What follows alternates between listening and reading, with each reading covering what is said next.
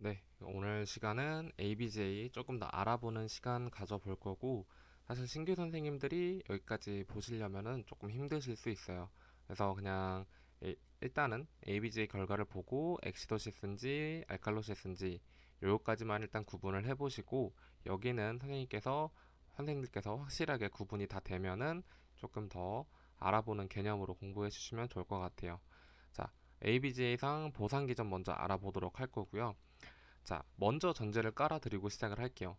일반적으로 만약에 뭐 엑시도시스든 알칼로시스든 간에 레스파라토리 때문에 발생하는 불균형이라고 하면은 자, PCO2의 변화값은 10, HCO3 중탄산염이죠. 중탄산염의 그 변화 비율은 1 정도로 봐서 토탈로 10대 1 정도 비율로 보상 기전이 작동해요. 반면에 이제 그 메타볼릭 시스로 발생하는 불균형은 PCO2 1과 HCO3 1 비율로 보상 기전이 서로 이렇게 변동이 있으면서 작동을 한다는 거고, 처음에 이게 무슨 의미인지 잘 모를 거예요. 그래서 대표적인 케이스를 갖고 왔고, 여기 케이스는 제가 공부하고 있는 유튜브 중에 그 건돌이 104라는 의사 선생님께서 올려주시는 의학 채널이 있어요. 그래서 그분이 이제 의사 선생님들 또는 뭐 이제 의대생 선생님들 기준으로 해서 조금 자세하게 알려주시는 거고, 여기 채널 많이 봐주시면 좋을 것 같아요. 그래서 대표적인 예 케이스를 갖고 와봤고, 자, 히스토리 한번 그 환자 읽어볼게요. DM 히스토리가 있던 환자분이고 제너럴 위크니스 호소하면서 내원했습니다. ABJ 검사 진행을 했을 때 그 랩이랑 ABJ 검사 결과상 폐하가 7.2, PCO2가 24, HCO3가 10 체크되시고, 소듐은 130, 포타슘 4.5에 클로라이드 100 체크되시네요. 엘렉트로까지 확인했고요. 글루코즈가 600, 고혈당이네요. 그리고 케톤 바디가 2포지 나왔다고 합니다. 유린 검사상에서. 자, 이때 이게 뭐 레스파라토리 때문인지 메타볼릭인지 또는 엑시도시스인지 알칼로시스인지 한번 구분을 해볼 거고요. 과정대로 볼 거예요. 저희가 ABJ 검사 볼 때 가장 먼저 보는 건 폐하라고 했죠. 그래서 폐하 먼저 확인해 보니까 7.2네. 그러면은 저희가 정상 범위가 7.35에서 7.45, 중간값인 7.4 기준으로 봤을 때 떨어져 있으니까 아, 이거 엑시도시스구나 까지 구분을 했다면 신규 선생님들한테는 아주 잘하신 거예요. 네, 여기까지 일단은 신규 선생님들은 아셔야 되고, 자, 그러면 이게 과연 호흡성 문제 때문인지 대사성 문제 때문인지도 한번 같이 확인해 볼 거고, 앞에서 제시했던 이 보상 기전을 토대로 한번 볼 거예요. 자, 만약에 보상 기전 일단 비율로 한번 계산을 해 볼게요. 저희가 정상 PCO2 값은 35에서 45죠. 그래서 중간값을 그냥 40으로 계산을 할 거고요. HCO3는 22에서 26이 정상이니까 중간값은 24로 한번 계산을 해볼게요. 자, 만약에 이게 뭐 레스피라토리 엑시도시스, 그러니까 호흡성 산증이라고 하면은 자, 한번 계산을 해볼게요. PCO2 같은 경우에는 저희가 중간값으로 계산한 건 40이었어요. 그리고 환자가 실제 검사상에서 나왔던 건 24네요. 그럼 중간값에서 결과값, 환자가 결과로 나왔던 값을 빼주면 16 정도 차이가 난다 아시면 되고, HCO3 같은 경우에는 저희가 중간값을 24로 했죠. 24에서 환자 검사 결과값에서 12 체크가 됐으니까 24에서 10을 빼주면 14 체크가 되네. 비율이 일단 16 대 14. 그러면 PCO2가 레스피라토리 때문이란 거면은 PCO2가 10이 변하고 HCO3가 1로 비율이 변해야 되는데, 이거는 일단 10대 1 비율이 아니죠. 16 대 14로 변한 거니까 이거 아니니까 호흡성은 아닌 것 같다. 일단 패스하시면 되고, 대사성 산증일 때 한번 계산을 해볼게요. 똑같아요. 중간값이랑 결과값을 뺀 PCO2 값은 16, HCO3는 24에서 14를 뺐으니까 24에서 10을 뺐으니까 14. 그러면 비율이 16 대 14. 약간 1대1이 안 맞긴 한데 그래도 비율이 약 1대1 정도죠. 아, 그러면 이거는 호흡성 산증보다는 대사성 산증에 가깝다라고 접근하시면 좋을 것 같아요. 여기까지는 사실 추론이고, 이제 전반적인 환자 히스토리라든지 다른 랩 결과를 봐주셔야겠죠. 환자가 보니까 DM이 있었대요. DM이 있었고, 글루코스 값이 600? 말이 안 되죠. 600이면은 상당히 높은 값이에요. 고혈당이라고 볼 수 있는 상태고요. 소변에서 케톤 바디가 투 포지티브가 빠졌다는 건 저희가 소변 검사상에서 케톤 바디는 정상적으로 나오진 않죠. 그래서 케톤 바디가 투 포지가 나왔으니까 이거는 대표적으로 그 메타볼릭 엑시도시스의 대표적인 케이스인 DKA, 그러니까 다이아베티스 멜리터스 케톤 엑시도시스구나라고 파악을 해주시면 되겠다는 거죠. 그래서 이렇게 해갖고 확인을 해주시는 거고요. 자, 다음 볼 거는 이제 혈장 음이온 차이를 확인을 해볼 거예요. 혈장 음이온 차이, 사실 여기는 진짜 너무 TMI여서 신규 선생님들까지는 사실 크게 안 보셔도 될 것 같은데, 만약에 그럼 궁금하다 하면은 같이 들어주시면 좋을 것 같고요. 자, 공식은 음이온 차이를 보는 거라, 저희가 항상 차이를 볼 때는 포지티브한 거에서 네거티브한 거를 빼주시는 게 좋겠죠. 혈장의 대표적인 양이온의 총합이랑 음이온의 총합을 차이를 보는 거예요. 자, 그러면 양이온이 얼마나 많고 음이온이 얼마나 많아요, 혈장 내에. 그래서 이걸 어떻게 계산할까 따져봤을 때, 실제로 피검사에서 혈액검사에서 나오는 대부분의 양이온은, 그리고 확인할 수 있는 양이온은 대부분이 이 소듐, 나트륨이 대부분을 차지합니다. 그리고 음이온 같은 경우에는 대표적인 게 HCO3, 중탄산염이랑 클로라이드, 염소 이온뿐이라는 거죠. 그러면 양이온에서 확인할 수 있는 건 소듐, 음이온에서 확인할 수 있는 건 HCO3랑 클로라이드 뿐이네. 그러면 공식을 간단하게 만들 수 있죠. 소듐에서 HCO3랑 클로라이드를 더한 값을 빼주면 일반적으로 확인이 가능해요. 그래서 기본적으로 이제 사람들은 양이온에서 음이온, 몸에 있는 혈액 내에 양이온에서 음이온을 제거를 해주면 약 한 12 정도, 그러니까 대부분이 그렇다는 거예요. 12 정도의 차이를 보이고요. 자, 위의 환자 케이스에서 한번 확인을 해볼게요. 위의 환자 케이스에서 일렉트로 확인할 수 있었죠. 소듐 130에 자, 포타슘 4.5 나왔고 클로라이드 100 나왔어요. HCO3는 AB제당에서 확인할 수 있죠.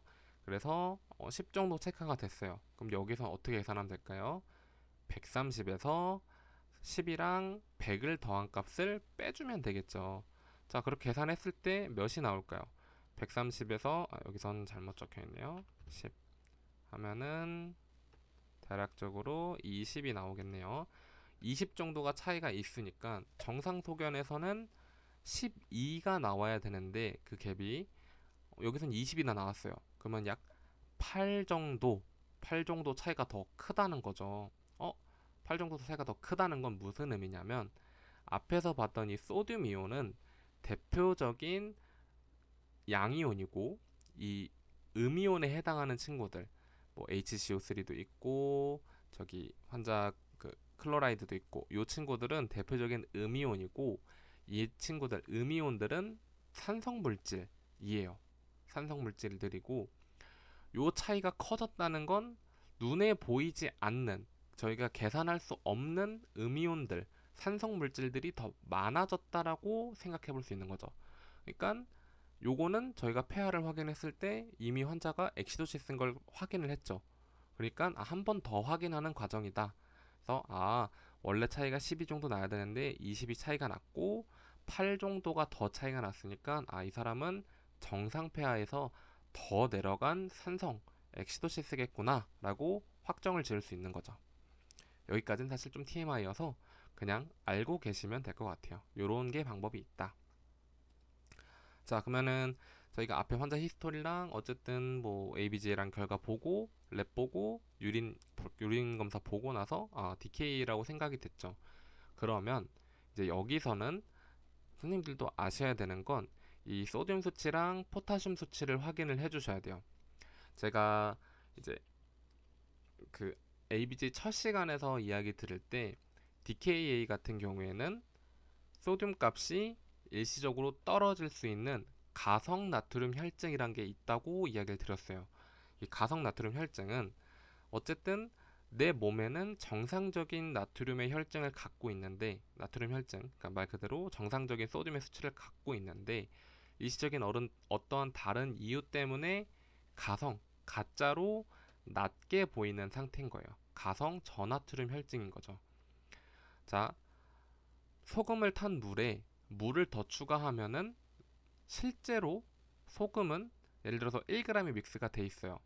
물 100cc에 소금이 1g이 들어가 있으면 실제로는 1g이 들어가 있는데, 자, 여기에 물을 100을 더 섞고 마시면은 덜 짜게 느껴지겠죠. 그런 원리라고 생각하시면 돼요. 그래서 이 소듐의 값은 정상적인 사람의 글루코즈 값을 100으로 봤을 때 이 상태에서 100씩 더 혈당이 올라갈 때마다 실제로는 1.6 정도 계속 희석이 된다라고 생각하시면 좋을 것 같아요. 그래서 이 환자의 경우, 위에 아까 봤던 환자 같은 경우에는 여기서 검사상에서 나갔던 소듐은 130이 체크가 되시죠. 130 체크가 되고 글루코즈가 600 체크되니까 기준치 값인 100을 제외하고 글루코즈가 500이 더 올라가 있죠. 500이 더 올라가 있고, 자, 100씩 올라갈 때마다 1.6씩 더 희석이 되니까 1.6 곱하기 차이인 5를 곱하면은 대략적으로 한 5 정도가 더 차이가 나게 되는 거다 아시면 좋을 것 같아요. 8 정도가 더 차이가 난다 라는 거 아시면 좋을 것 같고, 실제로 만약에 이 환자가 DM이 조금 조절이 되고 다시 세포 외에 있는 물들이, 그 수분들이 세포 내액으로 들어가게 되면 실제로 소듐 값은 138로 생각해 주셔야 된다라는 거. 그래서 환자가 단순히 소듐이 떨어졌다고 해서 이 사람 소듐 떨어졌는데 왜 NaC를 믹스를 안 하지? 또 왜 피딩에 소금을 더 믹스해서 안 주시지? 라고 생각할 수 있어요. 네, DK 같은 경우에는 그 환자 소듐이 희석이 된 거라서 정상값을 먼저 교정값으로 해서 생각을 해주셔야 되고요. 포타슘의 수치 같은 경우에는, 자, 검사상에선 4.5라고 했어요. 그러면 정상이잖아요 라고 생각할 수 있지만, 자, 우리가 인슐린이 하는 역할이 뭐라고 했죠? 포도당을 세포 내로 들이면서 에너지원을 제공을 해주는 거예요. 근데 이 인슐린이라는 것 자체가 포도당만 움직이는 게 아니라 이 특수하게 포타슘, 칼륨이죠. 칼륨 자체를 세포 내로 이동시켜주는 역할을 또 해줘요. 이 환자 같은 경우는 지금 글루코즈가 600까지 올라가 있고 인슐린이 상대적으로 부족하다 또는 인슐린 민감성이 떨어져 있다라고 판단을 할 수 있죠. 그러면 여기서 이 DM 말 그대로 환자 글루코즈 좀 값을 RI나 이런 걸로 조절을 해주면 실제로는 이제 이 포타슘 값은 들어가야 되는 친구들, 그러니까 ECF에서 ICF로 들어가야 되는 친구들이 안 들어가져 있는 거기 때문에 실제로는 이 4.5보다는 더 낮게 실제로는 나올 수 있다. 근데 검사상에서는 정상이거나 높게 나타날 수 있다라는 거 아시면 좋을 것 같고, 실제로 DK 환자들은 이렇게 좀 글루코즈 값을 좀 조절을 해주면, RI 펌프를 사용해서 조절을 해주면 바로 포타슘이 훅 떨어집니다. 그래서 예방적으로 RI에 이제 플루이드 믹스를 RI에 이제 뭐 플루이드 뭐 인슐린이라든지 이런 걸로 해갖고 인슐린 펌프를 사용하게 되면은 실제로 사이드로 주는 플루이드에 KCL을 믹스해서 주는 주치의 선생님들이 정말 많으세요. 요런 걸 생각을 하시는 거죠. 요렇게까지 아시면 좋을 것 같아요. 자, 그러면 언제나 항상 이 비율이 똑같이 일정하게 발생할까? 라고 생각할 수 있는데 그거는 아니에요. 항상 일정한 건 아니고, 이제 위에서 봤던 경우에는 단순히 DK 경우에 대표적인 케이스였고, 다음 케이스를 한번 볼게요. 자, 응급실에 내원한 환자분이 있어요. 3일 전부터 지속적으로 설사를 했고, 응급실 내원 30분 전에는 갑자기 체스트 페인이랑 디스니아를 호소하면서 내원을 했다고 합니다. 그래서 ABG를 일단 했고 일렉트로를 찍어봤어요. ABG 당에서 폐하는 7.4, PCO2는 24, HCO3는 14, 소듐 포타슘 클로라이드는 각각 136에 3.8, 114로 확인이 되네요. 자, 가장 먼저 ABG 상에서 뭘 봐야 된다고 했죠? 맞아요. 폐하 먼저 봐야 된다고 했죠. 폐하상에서는 7.4니까 정상이네. 그러면 이 사람은 지금 엑시도시스도 아니고 알칼로시스도 아니네요. 네, 맞아요. 그러면은 일단은 중간값으로 이 사람은 지금 산성도 알칼리성도 아닌 정상값으로 보고 넘어갈게요. 자, 다음 봤을 때 ABJ 보고 폐하 보고 자, PCO2 봤을 때 24면은 정상보다 떨어져 있죠. 중간값 한 40 정도로 봤을 때 지금 24가 체크되는 거 보니까 16 정도 체크가 되네요. 오케이. 16 정도 체크 떨어져 있으니까 오케이. 일단은 정상 수치가 아닌 거 알겠어요. HCO3 한번 볼게요. HCO3는 22에서 24가 정상값이니까 중간값 24로 보고 환자 HCO3 14 체크됐어요. 10 정도 낮으니까 자 이제 각각 이게 레스피라토리 때문인지 메타볼릭 때문인지 나눠서 비율을 한번 보면 16대 10 비율이니까 10대 1 기준에 안 맞죠. 1대 1 기준에 사실상 맞지 않죠. 아까처럼 뭐 16대 14, 16대 15라고 하면은 1대 1라고 맞겠지만 사실 이건 대사성 문제라고는 볼 수 없는 경우인 거예요. 그러면 호흡성 문제도 아니고 대사성 문제도 아니야. 폐하도 정상값이고 근데 폐하도 떨어져 그 CO2도 떨어져 있고 HCO3도 떨어져 있네. 자, 근데 환자가 지속적으로 설사를 3일 동안 했고 30분 전에는 체스트페인이랑 디스니아를 호소를 했네요. 단순히 저희가 교과서적인 내용으로 알고 있을 때 설사를 계속하면은 저희가 어떤 증상이 오죠? 몸에서 필요한 성분이 계속 빠져나가는 거죠. 빠져나가니까 어떤 증상? 네, 요거는 선생님들 한번 대답해 보시고 호흡성 문제일 때 한번 보시면 PCO2가 떨어져 있어요. 체스트 페인이랑 디스니아가 있었네. 그러면은 과호흡이 왔단 소리고. 자, 기본적으로 과호흡 문제라고 했을 땐 저희가 레스피라토리 알칼로시스를 생각을 해주면 좋겠죠. 알칼로시스가 오면은 보상 기전으로 어떤 기전이 온다? 몸에서 어떤 기전이 올까요? 네, 요것도 선생님들이 한번 생각해 보시는 시간을 가지면 좋을 것 같아요. 그래서 결론적으로는 제가 드리고 싶은 답은 이 설사하는 경우 체스트 페인이 있고 디스니아가 있는 경우 각각의 서로 보상 기전이 발동을 했겠죠. 자, 한번 위에서 답을 한번 확인해 볼게요, 우리.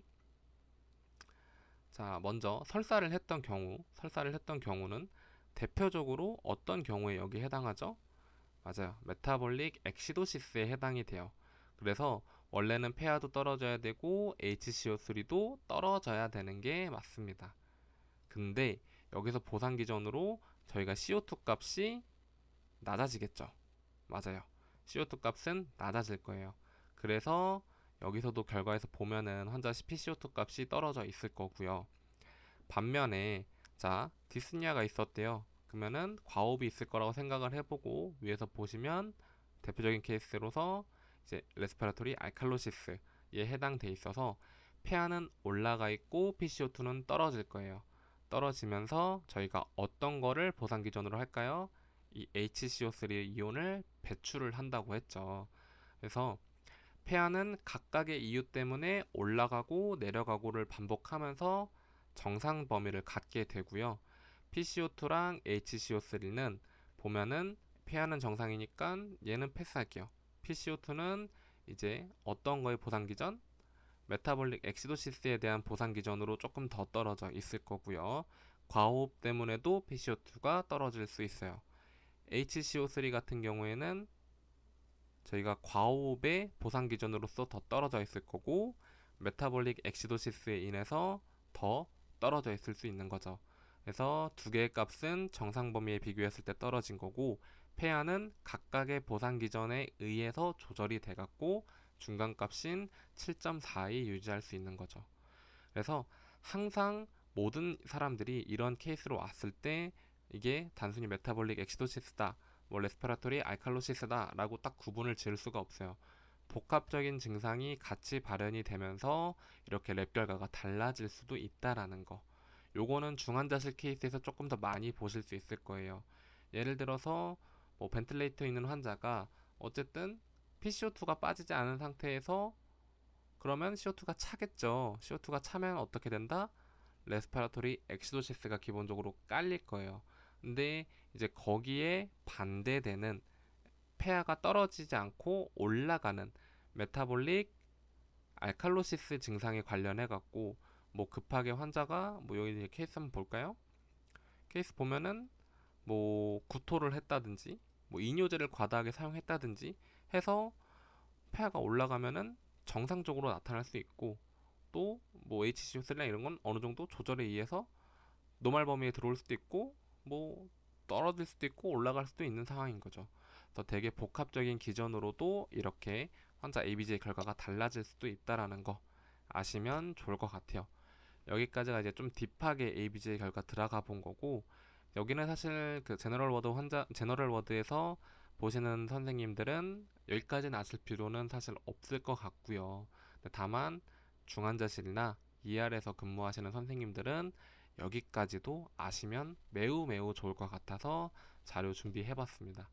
네, 다음은 사실 이제 어떤 자료를 해야 될지 조금 애매하긴 한데 가능하면은 이제 중환자실에서 많이 볼 수 있는 벤틀레이터라든지 CRRT 이전에 못 봤던 거 조금 더 이어서 영상 자료 첨부해갖고 같이 동영상 올려보도록 할게요.